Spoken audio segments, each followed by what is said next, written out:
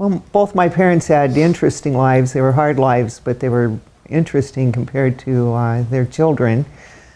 But in 1958, the 5 of us packed up everything into our 1950 Chevy and our homemade trailer and drove to Madison, Wisconsin. So my father, who was on sabbatical, which meant I think half pay from his associate professor position at MSU in Bozeman, could work towards his PhD in dairy science at Wisconsin, Madison, Wisconsin.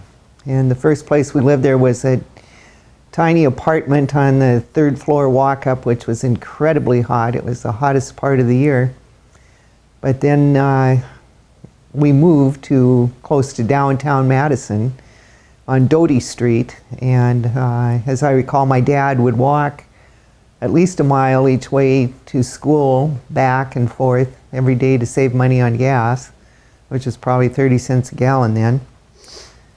And money was very tight because of half wages and 5 people living on that. And then my brother got a paper route.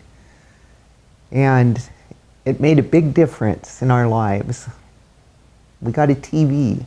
We had to leave our big TV back in Bozeman when we rented the house out to some people, and they rented not only the house but all our furniture. I think we took the bunk beds to Madison. But the TV made a big difference in our lives. We actually were able to watch things, and being in Madison instead of just having the Butte, Montana channel to watch, it meant that there were actually shows more than Red Skelton or the test panel to watch. And so there were other things that he provided from his paper boy's job that we never heard of. My parents didn't take money from him. They never did that.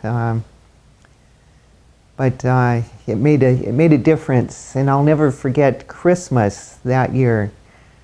Irene had read an article on how to make candles. And somehow she convinced Ray to drive her over to a dairy where she bought slabs of paraffin.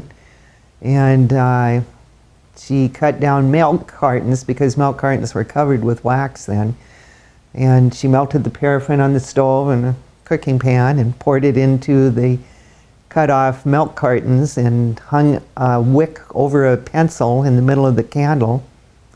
And once that was all done, she peeled off the milk carton, and then she melted more paraffin and took the old egg beater that I think she probably still uses and whipped up the wax, and then delicately put the wax, the whipped wax, on the sides of the candle. And so when the candle was lit, it wasn't just an ordinary candle, but it diffused the light and glowed, and it was quite remarkable. And she allowed me to take one to my 5th grade teacher. So that was about the only happy memory I have of Madison. I went to school and learned everything that I had learned the year before in Bozeman, because 5th grade in Madison was the same as 4th grade in Bozeman. My 3-year-old brother, Dan, developed his remarkable skills in directions at that time, directing us around Madison. I'll still never forget how he could do that at 3 when I couldn't do it at 10, and Hayden couldn't do it at 12 or 13. So anyway, we survived, and we all loaded up after the school year was over. Dad gave up on his PhD.